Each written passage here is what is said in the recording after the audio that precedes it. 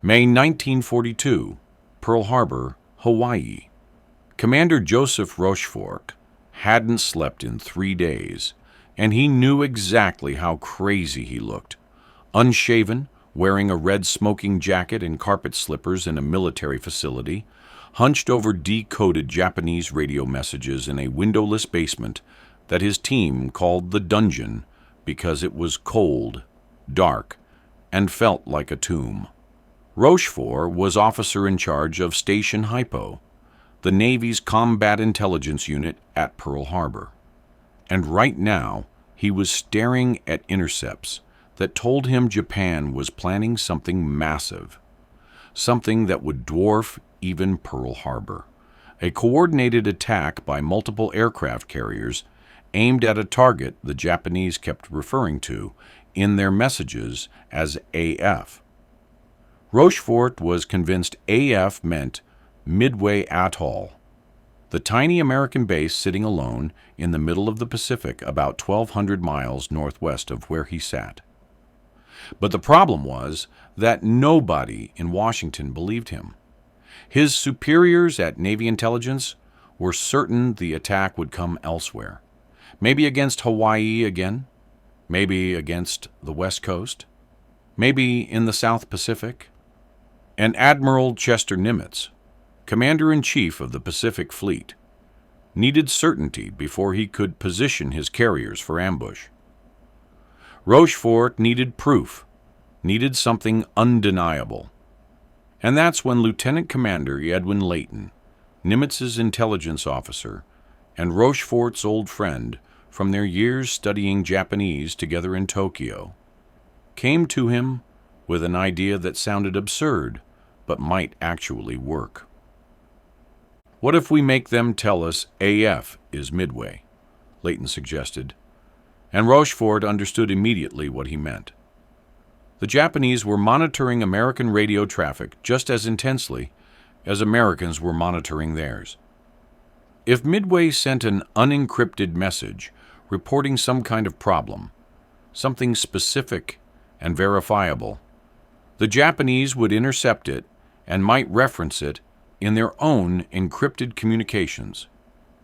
If those encrypted Japanese messages mentioned AF having the same problem Midway had reported, that would prove AF was Midway. It was elegant, simple, and relied on the Japanese doing exactly what intelligence analysts did, paying attention to enemy communications for useful information. Rochefort took the idea to Layton. Layton took it to Nimitz, and Nimitz authorized what would become one of the most famous deceptions in naval intelligence history. Midway would send a message, in plain English, reporting that their water distillation plant had broken down and they were facing a critical freshwater shortage.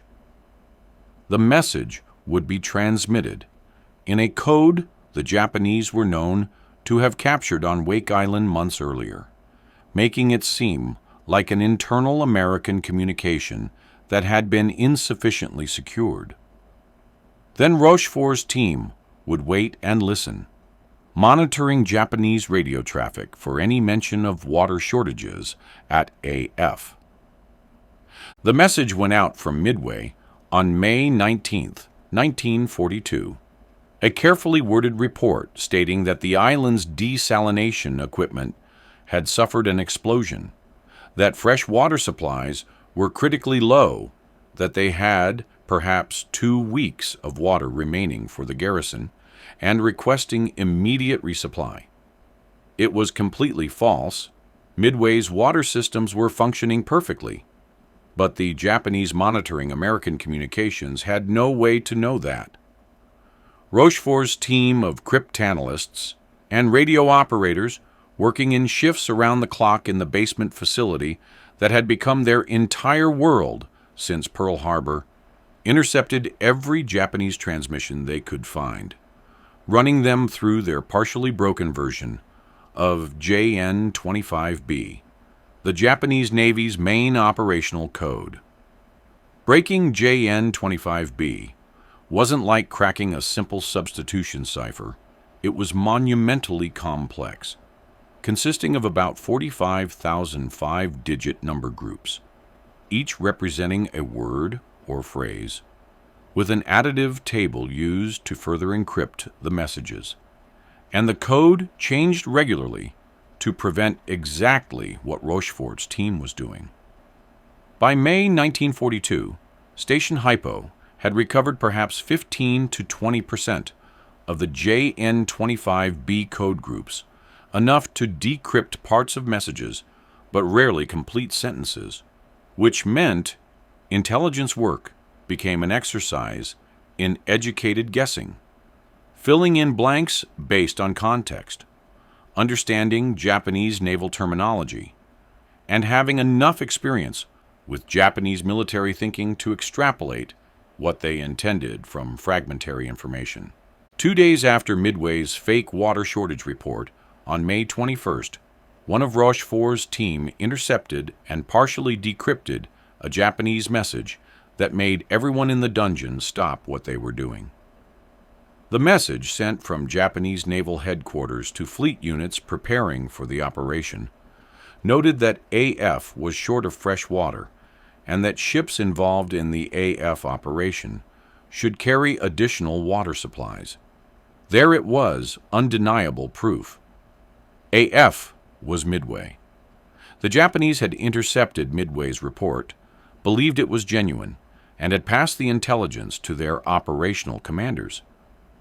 Rochefort immediately informed Leighton, who informed Nimitz, and suddenly the strategic picture crystallized completely. Japan was sending its main carrier striking force, the same carriers that had devastated Pearl Harbor 6 months earlier, to attack Midway, probably in early June, based on timing references in other decoded messages. And now, Admiral Nimitz knew exactly where the Japanese would be, when they would be there, and in roughly what strength. The advantage this intelligence provided was almost impossible to overstate, because naval warfare in the Pacific was fundamentally about finding the enemy before they found you. And Rochefort had just given Nimitz the ability to position American carriers in ambush, waiting for a Japanese fleet that believed it was achieving complete surprise. The path to this moment had been anything but straightforward for Joseph Rochefort, who'd joined the Navy in 1918 at age 18 by lying about his birth year to qualify for the steam engineering school, had started as an engineering officer on a tanker, and had only entered cryptanalysis because a fellow officer noticed Rochefort's talent for solving crossword puzzles and playing bridge, and recommended him for code-breaking training. Rochefort had natural gifts for the work, a mind that saw patterns in chaos, an ability to hold vast amounts of fragmentary information in memory and synthesize it into coherent intelligence, and a stubborn refusal to accept that problems were unsolvable. He'd trained under Agnes Meyer Driscoll, one of the Navy's legendary codebreakers, had spent 3 years in Japan from 1929 to 1932, learning the language and culture, and had returned to cryptanalysis just as tensions with Japan were escalating toward inevitable war. When the Navy assigned him to command Station Hypo in early 1941, Rochefort handpicked his team, recruiting the best cryptanalysts, traffic analysts, and Japanese linguists he could find, and creating an organization that operated on meritocracy rather than military hierarchy. He insisted his team call him by his first name, encouraged them to challenge his analysis if they thought he was wrong, and created an environment where solving the problem mattered more than following protocol. Station Hypo's failure to predict the Pearl Harbor attack had haunted Rochefort ever since December 7, 1941. His team had been monitoring Japanese communications intensively in the weeks before the attack. But the Japanese striking force that left Japan on November 25th had maintained complete radio silence, giving Station Hypo nothing to intercept and decrypt. Rochefort had tracked Japanese fleet movements in the South China Sea, had warned of operations building toward attacks on the Philippines, Malaya, and Singapore. But the Pearl Harbor strike force had been invisible because they'd transmitted nothing. The guilt Rochefort felt was profound, irrational perhaps because his team had done everything possible with the information available, but real nonetheless. Midway was his chance for redemption, his opportunity to prove that intelligence work could change the outcome of battles and save American lives. The bureaucratic battle Rochefort faced was in some ways harder than the intellectual challenge of breaking Japanese codes.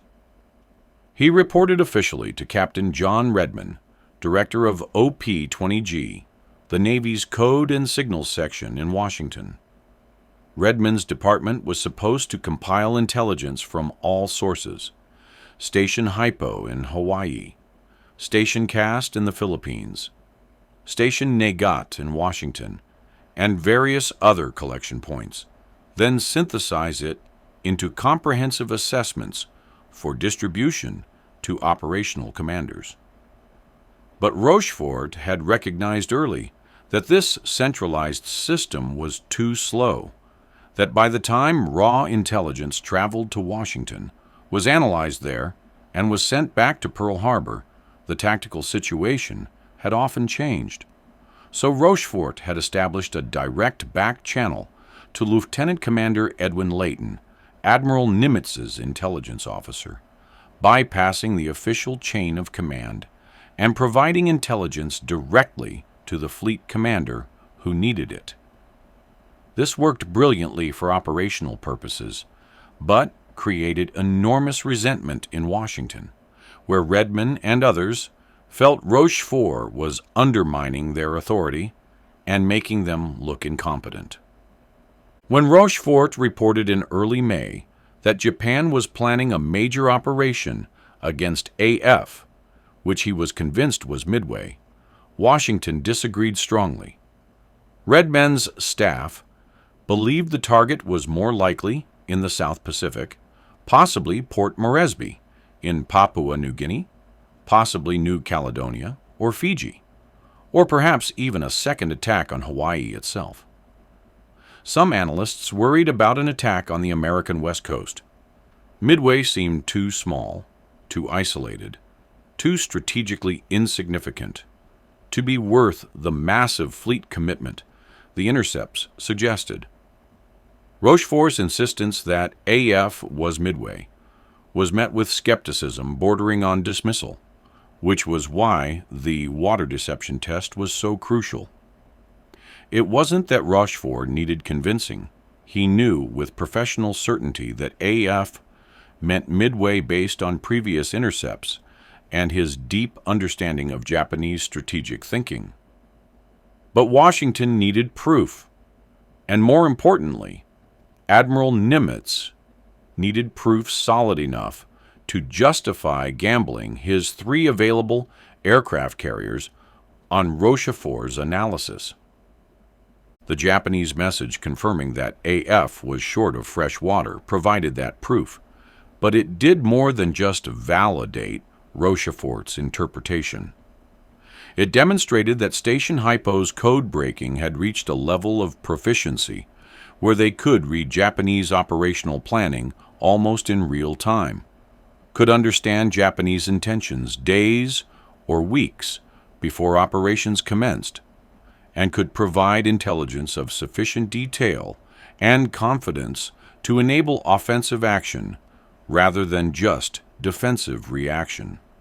Throughout late May, as Japanese preparations for the Midway operation continued, Station Hypo intercepted and decrypted dozens of messages providing ever more detailed intelligence. They learned that the attack was scheduled for June 4th, that 4 or possibly 5 Japanese aircraft carriers would be involved, that battleships and cruisers would provide support, that Japanese forces planned to occupy Midway after neutralizing its defenses, and that the operation was considered crucial to Japanese strategy for extending their defensive perimeter in the Central Pacific. Every piece of information was passed to Nimitz through Leighton, building a comprehensive picture of Japanese plans that allowed American preparations to proceed with unusual clarity about what they would face and when. Admiral Nimitz positioned his 3 carriers, Enterprise, Hornet, and the hastily repaired Yorktown that should have been in dock for months, but was rushed back to service for this battle northeast of Midway, roughly where Rochefort's intelligence suggested they should wait to ambush the Japanese carrier force after it launched its attack on Midway's installations. American fighters, dive bombers, and torpedo bombers were ready. Crews were briefed on what to expect, and Nimitz went into the Battle of Midway with better intelligence about enemy dispositions and intentions than naval commanders usually possessed. This was Rochefort's gift to the Pacific Fleet, not perfect intelligence, not complete certainty, but enough information to eliminate the fog of war sufficiently that American forces could act rather than react, could ambush rather than be ambushed, could fight with foreknowledge of enemy plans. The Battle of Midway on June 4th to 7th, 1942, was a devastating American victory. Japanese carriers Akagi, Kaga, Soryu, and Hiryu were sunk. Japan lost over 3,000 men and 248 aircraft, and the offensive capability of the Japanese combined fleet was permanently crippled. American losses were significant. The carrier Yorktown and destroyer Hamon were sunk. 150 aircraft destroyed, 307 men killed. But the exchange ratio was overwhelmingly favorable, and the strategic impact was war-changing. Japan would never again possess the carrier strength to mount major offensive operations, and the balance of power in the Pacific shifted decisively toward the United States. Historians would later call Midway the turning point of the Pacific War, the moment when Japanese expansion was stopped and American counteroffensive began. And while brave pilots and skilled commanders certainly earned that victory in combat, the foundation was intelligence provided by Rochefort and his team working in their windowless basement at Pearl Harbor. Admiral Nimitz immediately recommended Rochefort for the Distinguished Service Medal, the Navy's second highest decoration, for his role in making victory at Midway possible. The recommendation was forwarded to Washington and landed on the desk of Admiral Ernest King, Chief of Naval Operations, whose staff included officers who actively disliked Rochefort.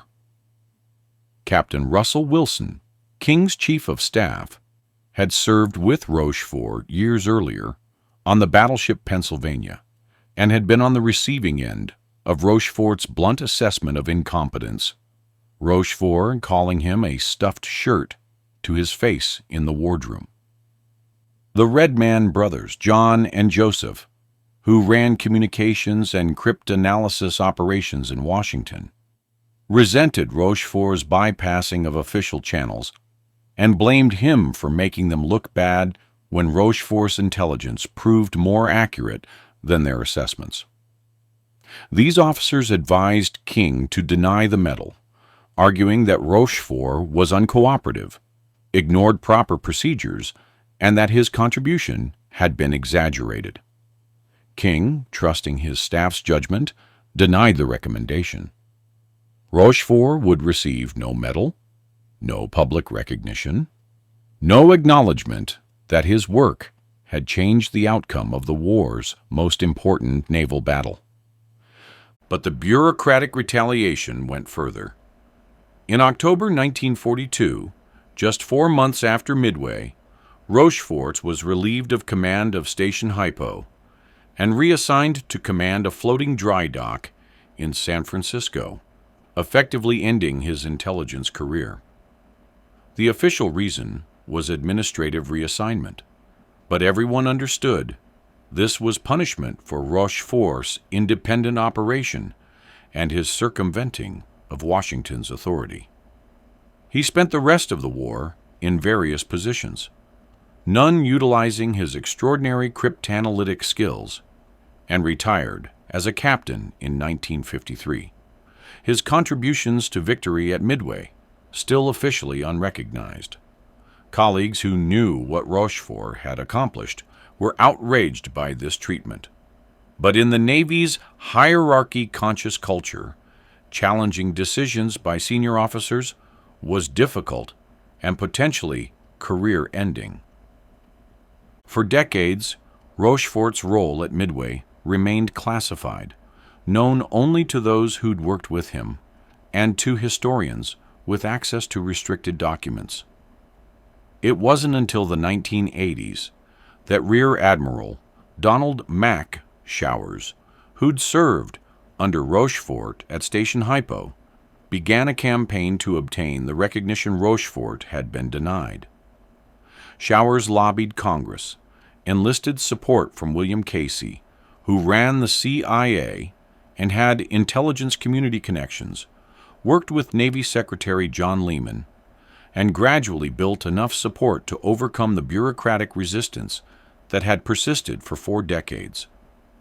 In 1986, 10 years after Rochefort's death, the Navy finally awarded him the Distinguished Service Medal posthumously. In 2000, Rochefort was awarded the Presidential Medal of Freedom, again posthumously. The recognition came far too late for the man himself, but it acknowledged publicly what those who'd served with him had always known, that Joseph Rochefort's intelligence work had been instrumental in the most decisive American naval victory of World War II. The water deception that proved AF was Midway became legendary in intelligence circles, taught as a perfect example of how to exploit enemy intelligence gathering against them, how to use deception to confirm analysis, how creative thinking could solve problems that seemed intractable. But the larger lesson was about the value of intelligence itself, about how breaking enemy codes and understanding enemy intentions could provide advantages that changed the balance of military power. Midway demonstrated that intelligence wasn't just support for operations.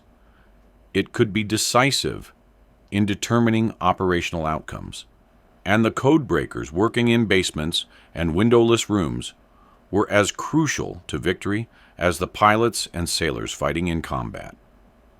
Rochefort's career showed both the promise and the peril of intelligence work in hierarchical military organizations.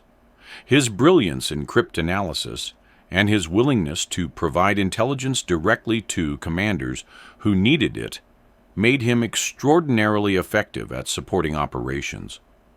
But his disdain for bureaucracy and his bypassing of official channels made him enemies among officers who valued procedure and hierarchy. His reward for helping win at Midway was exile to a backwater assignment, proof that in military organizations, technical brilliance and operational success don't always protect against political consequences.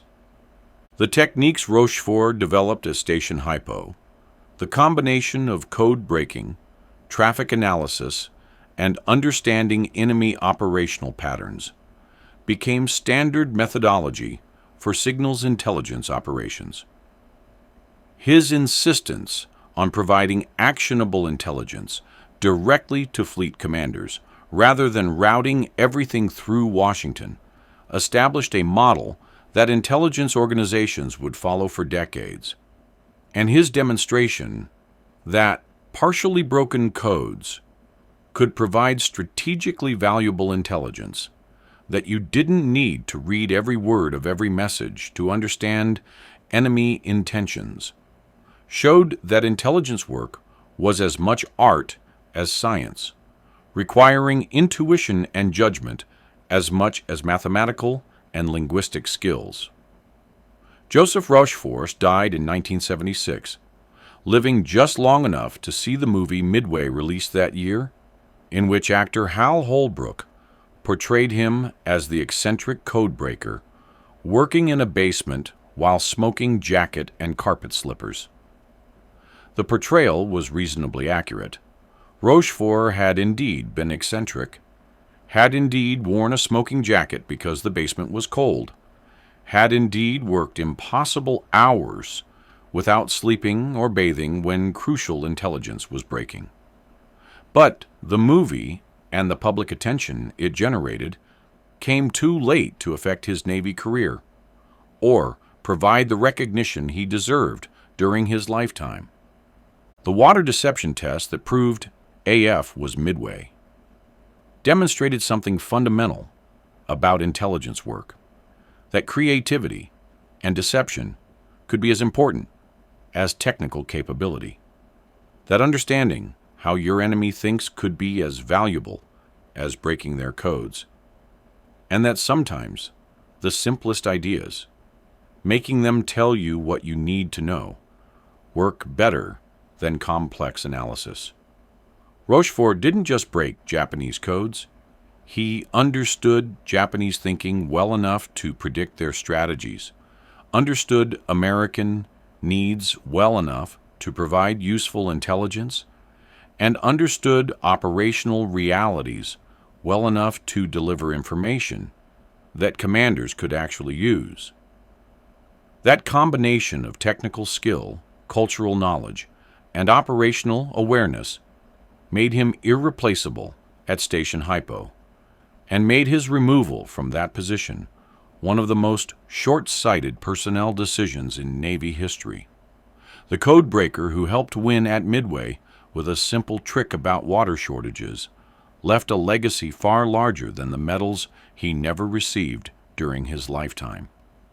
He proved that intelligence matters, that breaking enemy codes changes war outcomes, and that sometimes the most valuable warriors never fire a shot but work in basements, solving puzzles that save thousands of lives.